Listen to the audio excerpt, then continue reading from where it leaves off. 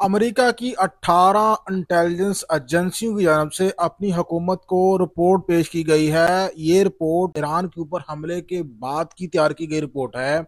और इस रिपोर्ट में अमेरिका को बताया गया है उसकी अपनी एजेंसियों की रिपोर्ट में कि भाई लोगों, जिस मकसद के लिए आपने हमला किया था ईरान के अंदर, वो मकसद पूरा होता हुआ नजर नहीं आ रहा। क्योंकि ईरान की जो अवाम है, ईरान की जो अपोजिशन है, जो कि ईरान के ऊपर हमला होने से पहले एंटी हुकूमत थी, अब वो और ईरान की प्रो हुकूमत की जो ऑलरेडी हुकूमत सपोर्ट करने वाला जो तबका था, वो दोनों अब एक हो चुके हैं और दोनों ही ईरान की हुकूमत और फौज के मजबूत होल्ड में है। और दोनों जो है वो ये कहते हैं कि हमें हुकूमत से तो इतलाफ था, लेकिन हम अपने मुल्क में बैरूनी मुदाखलत को कबूल कभी नहीं करते, ये हमारी हिस्ट्री रही है। तो लिहाजा अमेरिका का जो रजीम चेंज करने का जो एक सपना था, वो अब फ्लॉप होता हुआ नजर आ रहा है और ट्रंप ने खरबों डॉलर जो है वो खूह खाते में डाल दिए हैं अमरीकियों के। जी हाँ नाजरीन इकराम, ये एक बहुत बड़ी जो है खबर हमारे सामने आई है कि अमेरिका ने हाथ खड़े कर दिए हैं। जिस इरादे के साथ अमेरिका ईरान के ऊपर हमलावर हुआ था, अमेरिका के जहन में शायद ये चल रहा था कि भाई लोगों, आयतुल्लाह खमीनी को अगर हमने रास्ते से हटा दिया तो फिर अमेरिका को कोई नहीं रोक सकता रजीम चेंज करने को लेके। लेकिन जो ताज़ा तरीन हालात बन रहे हैं कि ईरान में बहुत बड़ी तादाद में अवाम जो है वो अपनी हुकूमत के हक में बाहर निकल आए हैं, अपनी आर्मी के यूनिफॉर्म पहनकर हुकूमत के शाना बिशाना दुश्मन के खिलाफ लड़ने के लिए बेताब है। नादरीन कराम, ये मैं नहीं कह रहा, ये अमेरिका की खुद इंटेलिजेंस एजेंसी ने रिपोर्ट इकट्ठी की है, रिपोर्ट गैदर की है और ये अपनी हुकूमत को पेश की है। यही वजह है कि वो अमेरिका जो कुछ दिन पहले ये कह रहा था कि भैया हमने यहाँ पे हमने अपना बंदा घुसाना है, तो अब ट्रंप ये कह रहा है कि चलें जी, अपना बंदा हम नहीं घुसाते, लेकिन जो बंदा आए वो कम से कम एंटी अमेरिका ना हो। तो भाई ईरान हो और एंटी अमेरिका ना हो, ये कैसे हो सकता है? ईरानियों की तो हिस्ट्री रही है कि एंटी अमेरिका ही रहे हैं हमेशा से, 1979 के बाद से, और आज भी एंटी अमेरिका ही अपने आप को साबित कर रहे हैं। क्योंकि जिस तरह के हालात बने हैं ईरान के अंदर, ऐसा कहीं और देखने को नहीं मिलता। आप अंदाजा लगा लें कि बांग्लादेश में हमने देखा कि वहां पे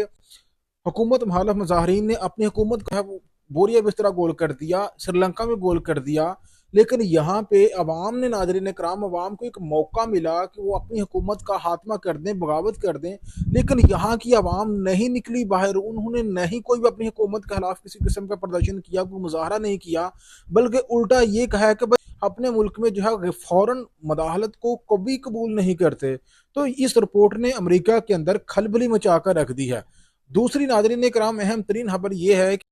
ईरान की जानब से ये कहा गया है कि भाई लोगों, अपनाए हरमस के ऊपर हम आप लोगों का इंतजार कर रहे हैं। अमेरिका को मुखातब करके कहा गया है, ईरान की जो रेवोल्यूशनरी आर्मी है, अल कुदूस फोर्स है, उसकी जानब से अमेरिका को चैलेंज किया गया है। देखिए, अमेरिका को चैलेंज किया जा रहा है, दुनिया के सुपर पावर को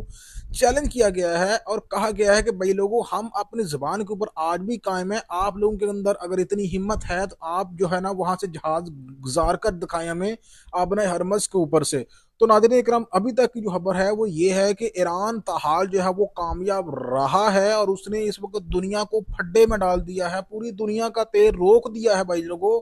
दुनिया जो है वो तेल को तरस रही है। हिंदुस्तान में लाइनें लग गई हैं गैस को लेके, पाकिस्तान में पेट्रोल शार्ट हो रहा है और पूरी दुनिया का पेट्रोल जो कतर से आता था, यूएई से आता था, उसके अंदर ब्लॉक कर दिया, उसने रास्ता पूरा ब्लॉक करके रख दिया और साथ चैलेंज दे रहा है ट्रंप को कि भाई तुम कहते हो कि मैं ये खलवा दूंगा, अपनी नेवी साथ भेजूंगा ऑयल टैंकरों के साथ, तो भेजो, हम तुम्हारा इंतजार कर रहे हैं। तो भाई लोगों, बात यह है कि आज तक ईरान जो है वो कामयाब रहा है और इस वक्त ईरान में अगर आप देखें तो वहां पे आपको एंटी हुकूमत तबका नजर ही नहीं आ रहा। वहां पे जितने एंटी हुकूमत तबके थे वो भी और प्रो हुकूमत तबके जो, दोनों इकट्ठे हो चुके हैं और दोनों ही अपने मुल्क में फौरन मुदाखलत नहीं चाहते। तो ये एक बड़ा डिफरेंट पॉइंट है। इस पॉइंट ने अमेरिका को भी परेशानी में डाल दिया है कि यार हमने बिलियंस ऑफ डॉलर जो है वो फूंक दिए हैं अपने अपने अमेरिकी अवाम के ईरान की जंग के अंदर। हमारे अंदर मगालता ये था कि यहाँ पे साहब होगा वेनेजुएला वाला, लेकिन हकीकत यह है कि भाई लोगों, वेनेजुएला वाला साहब यहाँ पे होता हुआ नजर नहीं आ रहा, बल्कि उल्ट जो है ये मामला उल्ट पड़ गया है। उल्टा अमेरिका के जो इत्तेहादी हैं, मुत्तहदा अरब अमारात है, बहरीन है, कतर है, वो सारे ममालिक जो हैं वो भी बेचारे अंदर घसीटे जा चुके हैं और वहां भी ताबड़तोड़ हमले जो है वो किए जा रहे हैं ईरान की जानब से। और साथ साथ अगर आप देखें तो इसराइल की तो कोई खबर ही सामने नहीं आ रही, उसने इतना ब्लैकआउट किया लेकिन फिर भी कुछ इतनी खतरनाक वीडियो हमारे सामने आई है कि जिसमें देखा जा सकता है कि बहुत ज्यादा तबाही उतार दी है यार इन्होंने इसराइल के अंदर भी। ये नहीं कि वो अमेरिका और इसराइल ईरान के अंदर तबाही नहीं उतार रहे, वो भी उतार रहे हैं, लेकिन ईरान जो है वो कम नहीं कर रहा और उनकी जानब से कहा जा रहा है कि भैया जितने बम हम फेंक देते हैं ना मिसाइल, उससे ज्यादा हम हमारे तैयार होते हैं अगले 24 घंटे के अंदर अंदर। तो अगर कोई ये समझ रहा है कि हमारे पास स्टॉक खत्म हो जाएगा तो ये अगले 8 साल भी स्टॉक खत्म नहीं होगा। तो नादरीन इकराम, जिसके बाद जो है ये सूरत हाल इंतहाई गंभीर हो रही है और मामला बढ़ता जा रहा है और इसकी कीमत जो है वो हम पाकिस्तानी भी पे करने तैयार हमें होना चाहिए, और बल्कि हो चुके हैं। 55 रुपए जो तेल की कीमत बढ़ी इसी सिलसिले की कड़ी है भाई लोगों, अदरवाइज हमें भी 268 रुपये पेट्रोल मिल रहा था इस जंग से पहले, और अब जंग के बाद 320 रुपये मिल रहा है। और आगे जाके देखना कि अब हफ्तावार कीमतें चेंज होंगी तो उसके बाद फिर देखना कि ये मामला कहाँ पे जाकर रुकता है। और ये पेट्रोल की जो प्राइस है ये अब मुझे बहुत दूर जाती हुई नजर आ रही है।